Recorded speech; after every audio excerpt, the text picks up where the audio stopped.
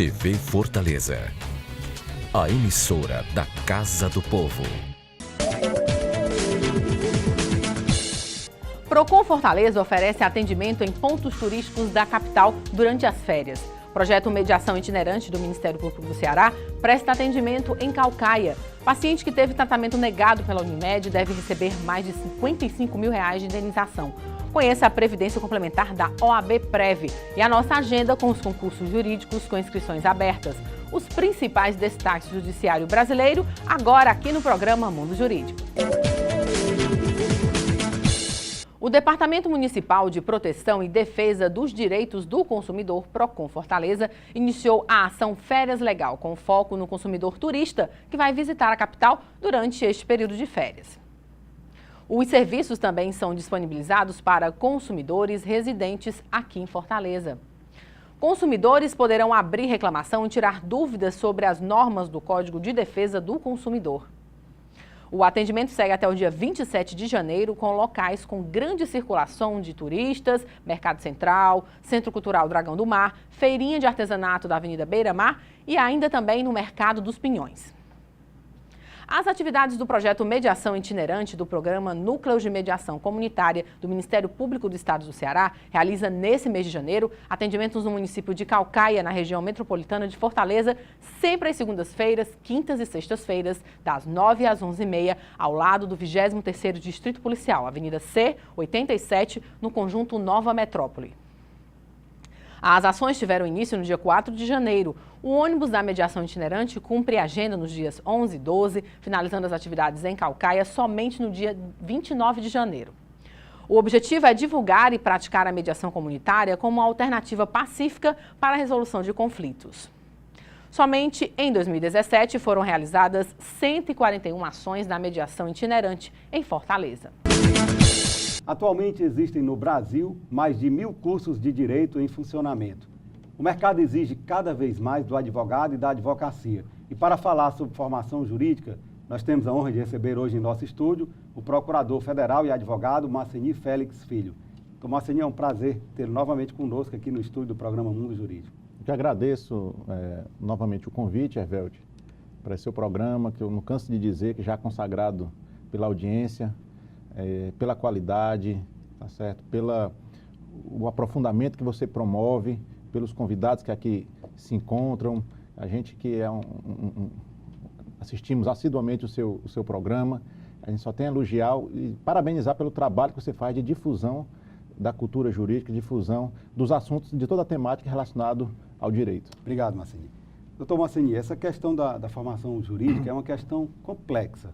Eu gostaria que o senhor fizesse uma breve análise sobre a formação jurídica no Brasil. Certo. A gente tem que fazer uma retrospectiva histórica, né?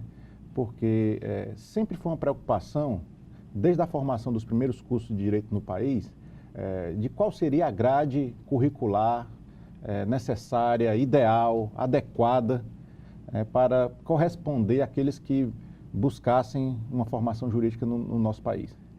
Inicialmente, com o advento da própria questão da independência do país, independência política naquela época, se buscou uma necessidade de autonomia também, por que não, também dos cursos de direito, desvinculando, portanto, daquela formação lusitana na Universidade de Coimbra, né, na famosa Universidade de Coimbra, que formou muitos brasileiros, era o único curso que tinha mais perto, mais próximo, além-mar. Então, a partir dessa perspectiva e da criação desses dois cursos, um em Recife e outro em São Paulo, houve a necessidade de formatação de um currículo, de uma grade curricular mínima, né, que abordasse aquelas matérias que capacitasse esses profissionais para o dia a dia, o enfrentamento, tá certo? E cuidar dos litígios, então, da sociedade. Evidentemente que, logo a partir da criação, que foi, vamos assim dizer, uma medida inovadora no nosso país, também surgiram críticas, né? Críticas a partir do momento em que se verificou que aquela grade curricular estava muito teórica e não preparava o estudante de direito, o aluno, o acadêmico, para as questões sociais, para as questões de ordem prática, tá certo? Ele participava das aulas teóricas, tá certo? Mas não sabia traduzir aqueles ensinamentos, tá certo? Em uma linguagem mais acessível para a população e nem responder os litígios que envolviam aquelas questões. Não conseguia traduzir para a utilização daquilo no dia a dia. No dia a dia. Então, sempre foi essa a grande dificuldade, o chamado distanciamento da sala de aula para a vida, ou seja, dos bancos escolares para a sociedade. Então, essa é a grande questão, esse foi sempre o grande dilema a ser enfrentado durante toda a evolução dos cursos jurídicos no nosso país.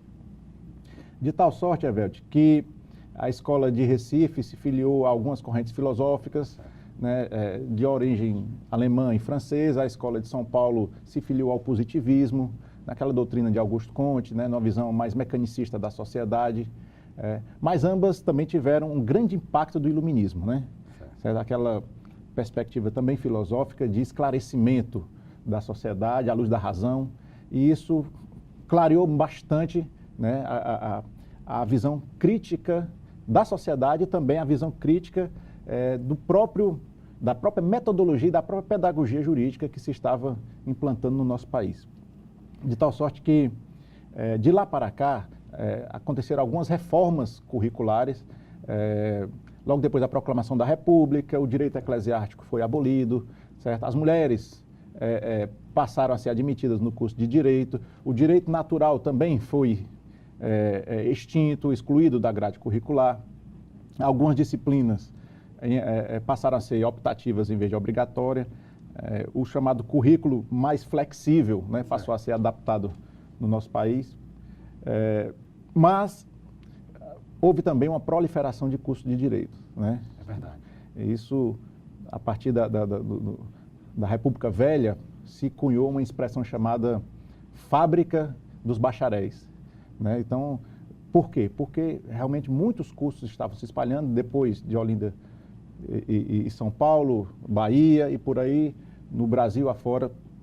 Isso aconteceu, né? Você só Isso acredita repercutiu. que essa proliferação de cursos, ela acabou prejudicando a formação do acadêmico? Ela vem a partir de uma demanda, é bem verdade, modernamente, de uma perspectiva até de empregabilidade daquele que busca o curso de direito, né? Isso eu falo até porque, quando eu fiz a abertura do programa, eu falei que hoje existem mais de 1000 cursos em funcionamento, mais de 1000 cursos de direito em funcionamento no Brasil. Isso. Eu tenho notícia de cursos que funcionam, inclusive, de madrugada. Quer dizer, então, qual a qualidade, né, e a preocupação na formação acadêmica que esse curso terá com seus alunos? Exatamente. Então, com a evolução curricular, a preocupação também do acompanhamento, de se dar um acompanhamento mais rigoroso, tá certo? Uma curadoria para os alunos, um acompanhamento não só também da questão discente, mas também docente. É necessária uma fiscalização para saber o nível dos professores, né? Uma formação mínima de caráter pedagógica, tá certo? Porque a questão positivista foi muito enraizada no nosso país, né? Até o dístico da nossa bandeira, Ordem e Progresso, tem a origem positivista. Então, o ensino foi muito centrado e concentrado na questão do repasse do conhecimento. É verdade. Ou seja, da legalização, ou seja, da distribuição de normas. O aluno tem que saber até o artigo, tá certo? Que se está debatendo em sala de aula, né? Em provas tem que citar o artigo. A gente o velho decoreba. O velho decoreba, numa linguagem mais usual, exatamente, o velho decoreba. Então, mas na realidade traduzir isso, a pesquisa do que está por trás da legislação, tá certo? Verdade. Os motivos, a exposição de motivos de um código, pouca gente lê. Tá certo? O que levou aquela legislação a ser produzida. O espírito da lei. O espírito da legislação, a sua aplicabilidade, a sua hermenêutica, a sua interpretação, uma exegese atualizada, finalística, teleológica, buscando efetivamente resolver esses dilemas da sociedade. Então, como eu disse, isso, para fazer esse breve escoço histórico, desde a criação dos cursos de direito até os dias atuais, uma grande crítica que se faz é exatamente o distanciamento entre os bancos acadêmicos e a sociedade. Daí, algumas faculdades, com muita razão, estão investindo na questão de escritórios modelos, na questão da pesquisa, né, na pesquisa jurídica. Algumas monografias, né, de formação de curso já estão adotando temas do cotidiano da sociedade e não apenas temas teoréticos distantes, portanto, da sociedade. Então, essa proliferação, ela atende, de certa forma, a uma demanda, ela, de certa forma, é justificável por termos um país altamente litigioso, né? Um país litigioso, ele aumenta também as suas demandas, né? A Constituição de 88, que ampliou também e possibilitou demandas reprimidas de serem judicializadas pelo princípio da inafastabilidade do Poder Judiciário, da jurisdição. Então, toda essa questão fomentou isso aí, mas a gente precisa realmente acompanhar a formação discente, acompanhar a formação docente, tá certo? E a questão da grade curricular ser, mais uma vez, por que não, adaptada, reformulada, tá certo? Contemplando novas disciplinas, tá certo? Acompanhando a evolução, inclusive tecnológica, né? do que está por acontecer, a questão do processo digital, do direito eletrônico, né? Algumas faculdades já trazem como obrigatório, outras como optativa, mas é uma realidade que se impõe, que a gente precisa também... Ninguém pode fugir dessa realidade. Estudar, criticar, mas ficar por dentro dessa fenomenologia toda jurídica. Com certeza. Doutor Moceni, essa questão da formação jurídica inadequada, ela tem refletido diretamente na questão do exame de ordem. Certo. Hoje, Brasil afora, há um grande número de reprovados no exame de ordem. Qual a análise que o senhor faz desse índice de reprovação tão elevado? Eu gostaria que o senhor falasse logo após um breve intervalo. A Câmara Municipal de Fortaleza não para de trabalhar pela população da nossa cidade. E para que você fique sempre por dentro do nosso dia a dia, temos vários canais de comunicação. Confira o que acontece na Câmara pelo site e pelas nossas redes sociais, como Facebook, Instagram, YouTube, TV Fortaleza e Rádio Fortaleza. Acesse, comente, assista, participe. A casa é sua também. Câmara e você, juntos construindo uma Fortaleza melhor. Nós voltamos a entrevistar o procurador federal e advogado Moceni Félix Filho. Então, Moceni, a pergunta que ficou no ar no bloco anterior foi por que um número tão elevado hoje, Brasil afora, de reprovação no exame de ordem? Veja só, o exame de ordem ele termina sendo mais uma etapa que vai aferir a qualidade, né, do ensino, a qualidade do estudo, né, a qualidade do estudante, né, apesar do que o Ministério da Educação tem o chamado ENAD, né, que é o exame de desempenho daquele estudante que é concluinte das graduações. Né? E quando uma faculdade recebe uma nota inadequada, o MEC envia uma comissão, faz avaliação, anota pontos, indica sugestões, né, para que a faculdade faça as adaptações e, numa segunda visita, analisar a contingência ou não daquele curso. Né? Então, isso precisa ser feito. Houve um tempo recente que o Ministério da Educação, ele inclusive suspendeu a criação de novos cursos de direito. Né?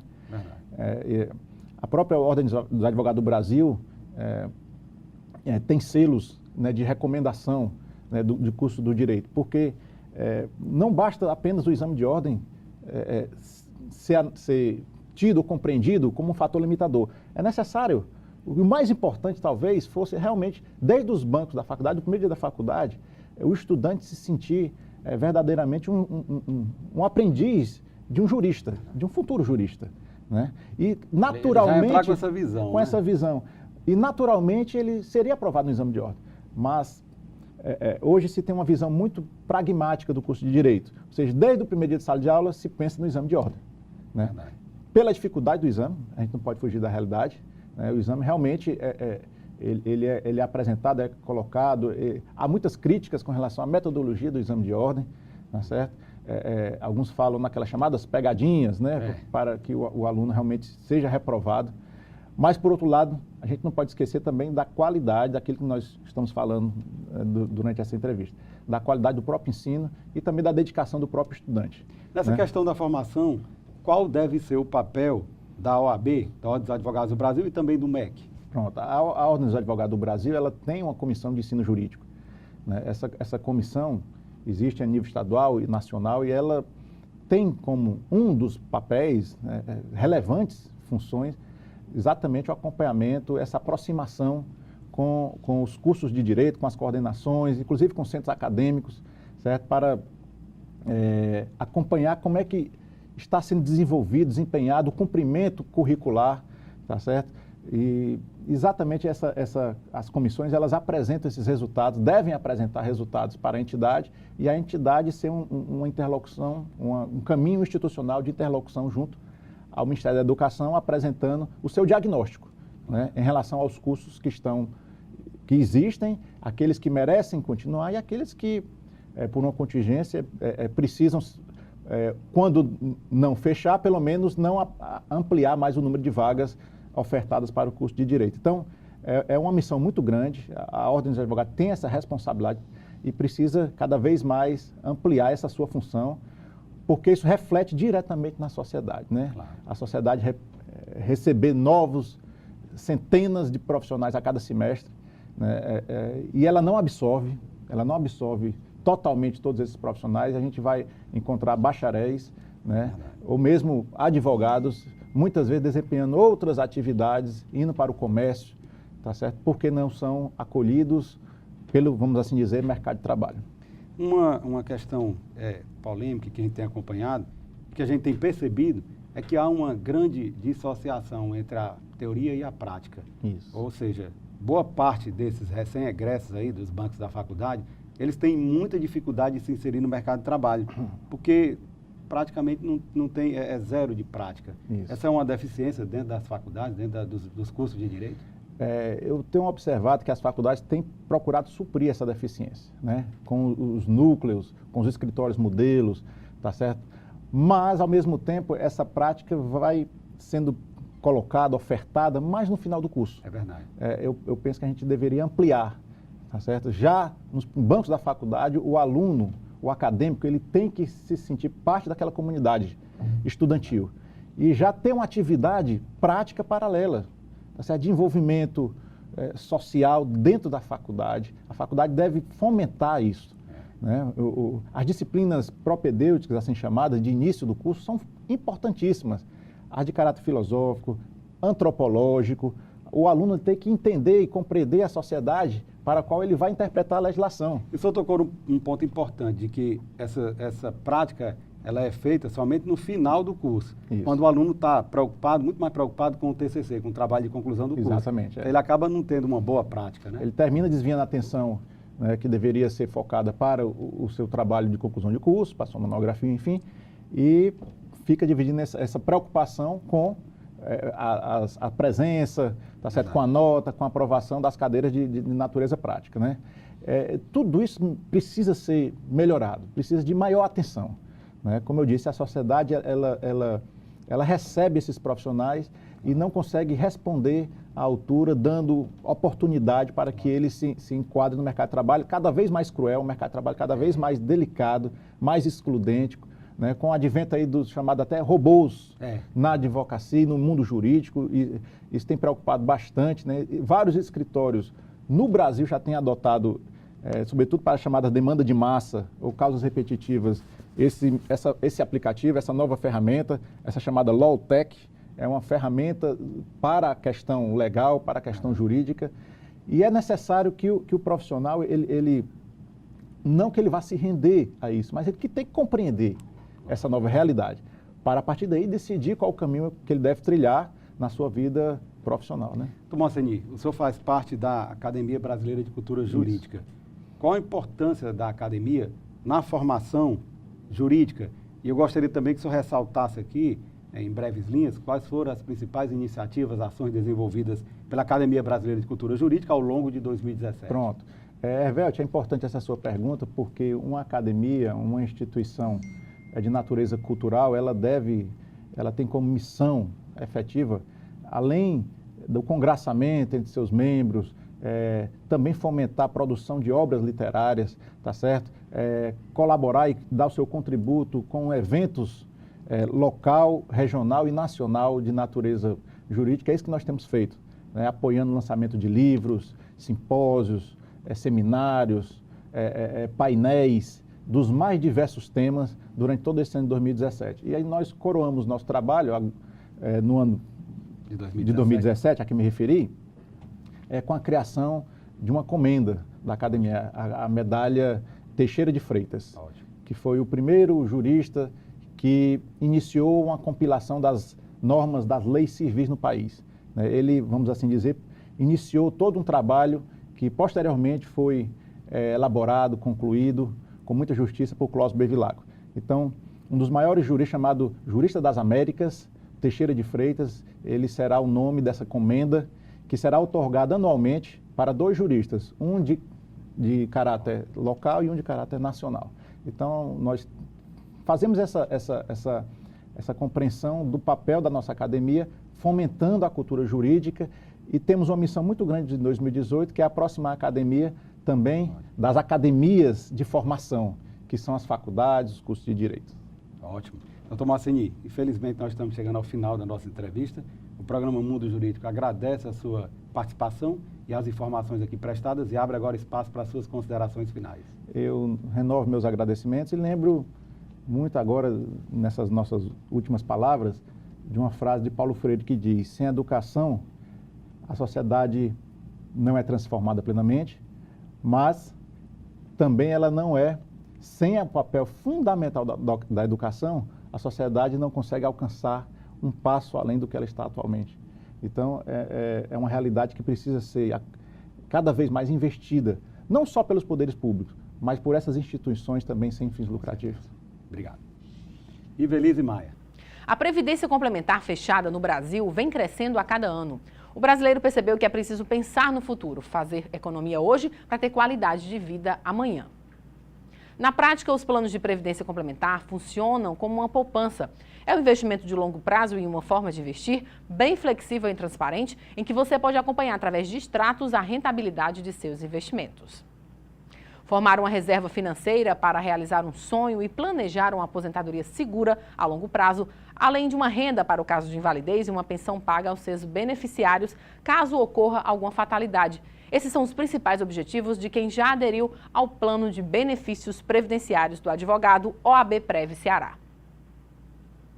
A Unimed de Fortaleza, cooperativa de trabalho médico, foi condenada a pagar por dano material mais de R$45 mil a um paciente que teve de desembolsar essa quantia para custear um procedimento médico. Além disso, terá que indenizar, a título de dano moral, R$10 mil. Os valores devem ser acrescidos de juros e correção monetária. A decisão, que também tornou definitiva uma liminar concedida antes, é do juiz Tássio Gurgel Barreto, titular da 34ª Vara Civil de Fortaleza.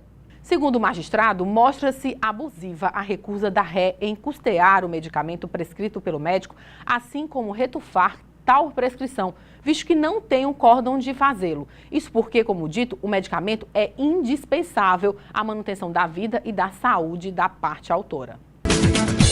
A Comissão de Liberdade Religiosa da OAB Ceará tem lutado de forma incessante contra a intolerância religiosa no estado do Ceará e no Brasil.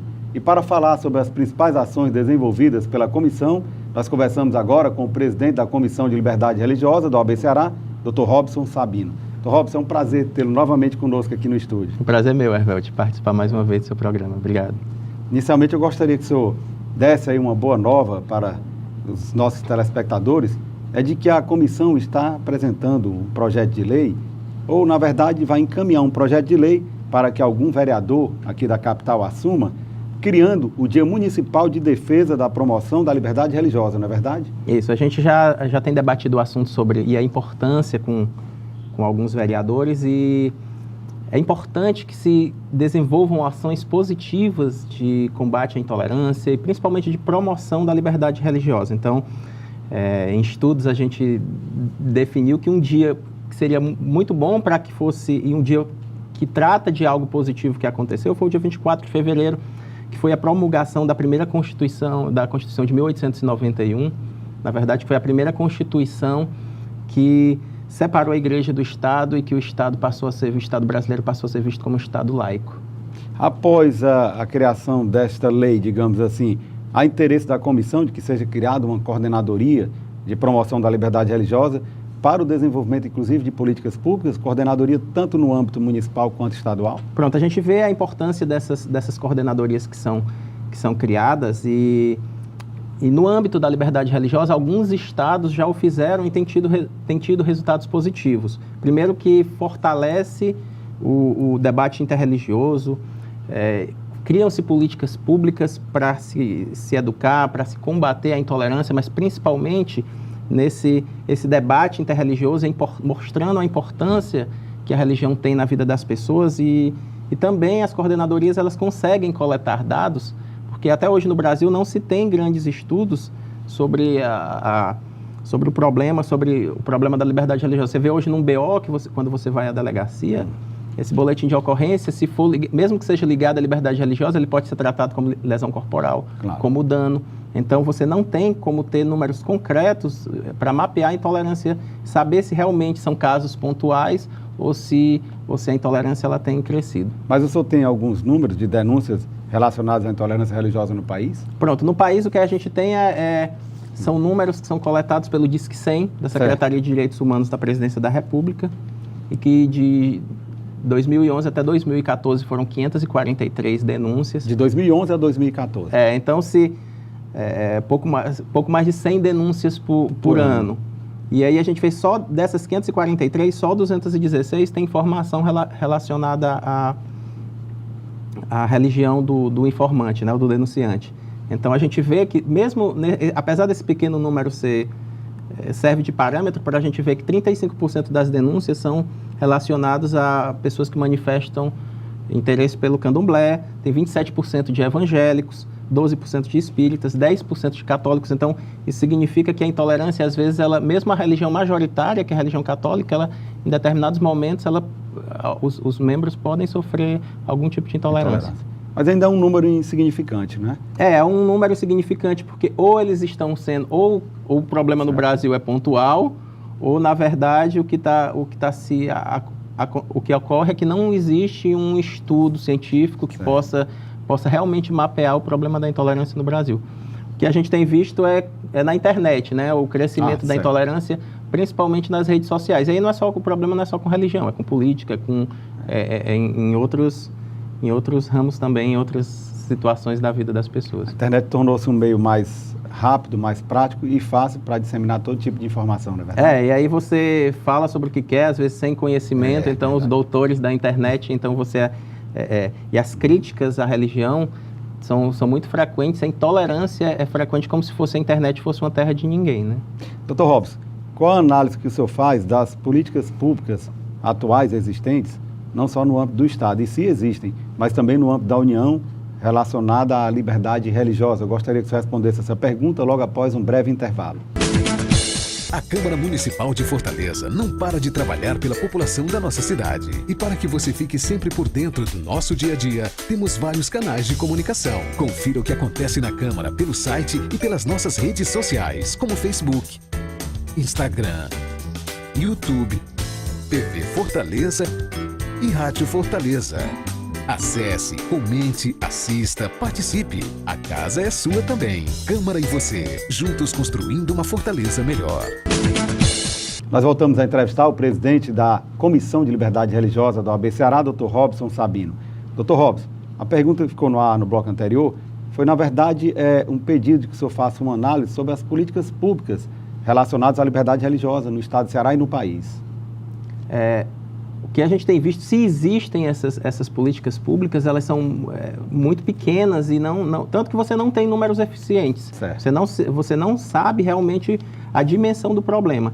Faltam coordenadorias, salvo engano, apenas 3 estados no Brasil. Existe uma coordenadoria estadual ligada à questão da liberdade religiosa, então você não tem políticas públicas que desenvolvam o relacionamento interreligioso e façam com que as pessoas possam compreender a importância da liberdade de expressão, a importância da liberdade de crença, de mudar ou não de religião, de ficar na religião. Então, é muito importante que essas políticas públicas, que se não são inexistentes, elas são muito poucas, que elas passem a serem vistas pelo poder público. Porque eu vi um vídeo sobre democracia, e o que é que se falava no vídeo? Que democracia é quando a maioria das pessoas, de acordo com o vídeo, voluntariamente passam a obedecer à lei. Então, e a religião, ela influencia as pessoas para que elas tenham esse desejo de obedecer à lei. Então, A religião tem esse poder, então muitas pessoas obedecem às leis não porque elas aprenderam, porque elas têm medo de alguma punição do Estado. O que fazem as pessoas obedecerem à lei, muitas vezes é o que elas aprenderam na religião que elas pertencem.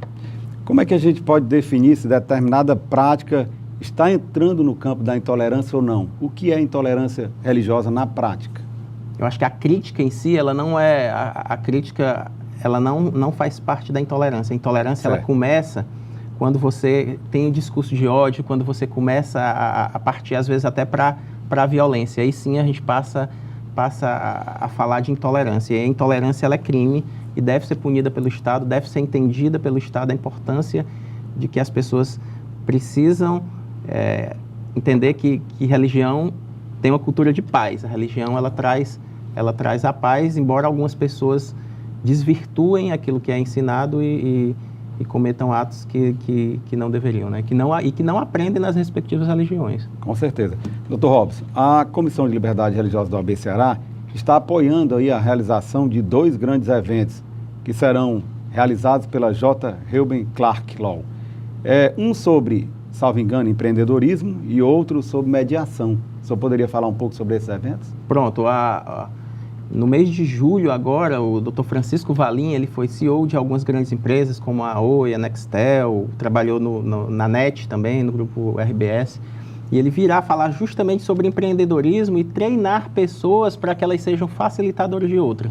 Então, a J. Reuben Clark Law Society, o que é que ela tem? Ela tem como objetivo primordial defender a liberdade religiosa, e também o Estado democrático de direito. Então, a gente entende que as pessoas elas precisam de autossuficiência, serem autossuficiência espiritual e também a autossuficiência material. Então, o Francisco Valim ele vai estar vindo aqui no mês de julho, de dia 6 ao dia 9, fazendo alguns eventos no estado do Ceará para treinar empreendedores e que esses empreendedores treinados a gente possa se criar uma rede de facilitadores e de treinar mais pessoas para que elas possam desenvolver autossuficiência econômica. E o outro evento será sobre mediação? Em agosto a gente vai trazer o Elder Rendel Lee Wixon. Ele foi formado pela Universidade Brigham Young. A Universidade Brigham Young, a J. Reuben Clark é a faculdade de Direito dessa universidade americana. E ele exerceu o cargo de juiz por mais de 25 anos, o juiz da Corte Superior na Califórnia, e ele é especialista em mediação. Então, no mês de agosto, ele vai estar a convite da J. Reuben Clark, com apoio de diversas comissões da OAB, não só a Comissão de Liberdade Religiosa, mas também outras comissões, para que a gente faça um grande evento e as pessoas comecem a criar essa cultura de mediação, a cultura de paz também na justiça. Como devem proceder os interessados em participar destes eventos? Eles já estão com inscrições abertas? Pronto, a gente vai estar começando a divulgar durante o mês de junho agora, tanto o evento de julho quanto o evento de agosto, e vai disponibilizar nas redes sociais. As pessoas podem acessar por meio da página no Facebook, da J. Reuben Clark Law Society. A gente vai estar com maiores informações e os interessados vão poder participar. Nenhum desses eventos vai ter custo para os interessados, vão ser eventos gratuitos, e a gente espera que as pessoas possam entender sobre empreendedorismo e aprender um pouco mais também sobre mediação. Dr. Robson, a Comissão de Liberdade Religiosa da OAB Ceará, ela realmente tem desempenhado um papel importantíssimo e incansável no combate à intolerância religiosa no estado do Ceará e também no Brasil. O senhor poderia fazer aqui uma espécie de balanço das principais ações desenvolvidas pela comissão ao longo deste ano?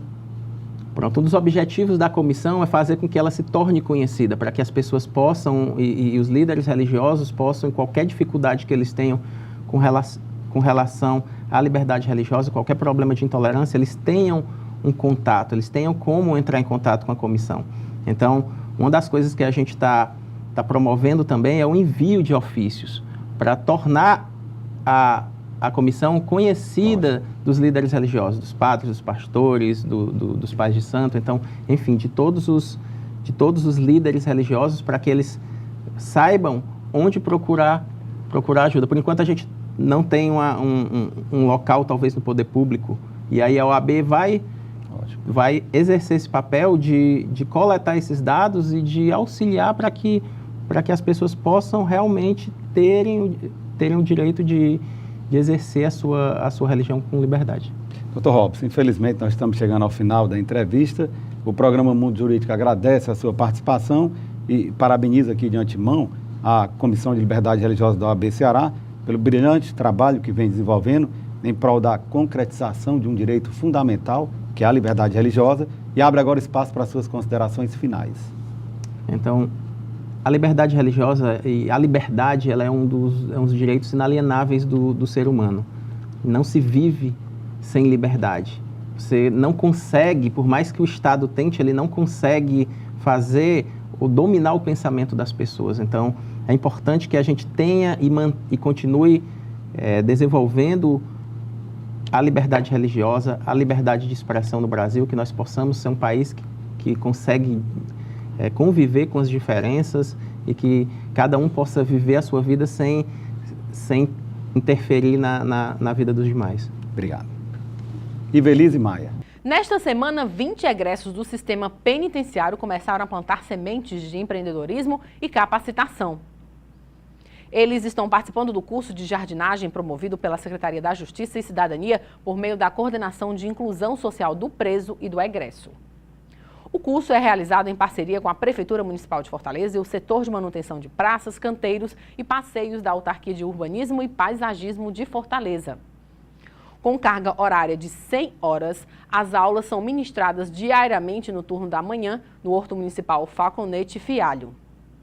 No curso, os alunos aprendem noções gerais sobre o meio ambiente, manuseio correto de sementes, capinagem e limpeza e cultivo de ervas medicinais, além de outras orientações ligadas ao ramo.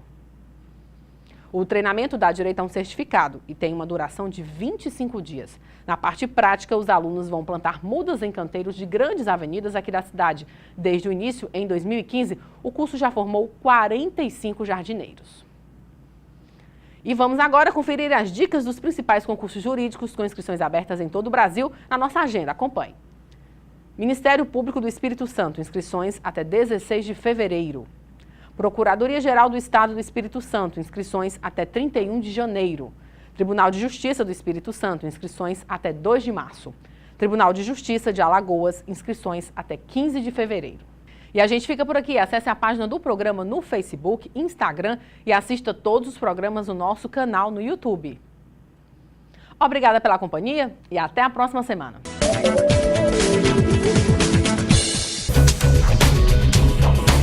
TV Fortaleza, a emissora da Casa do Povo.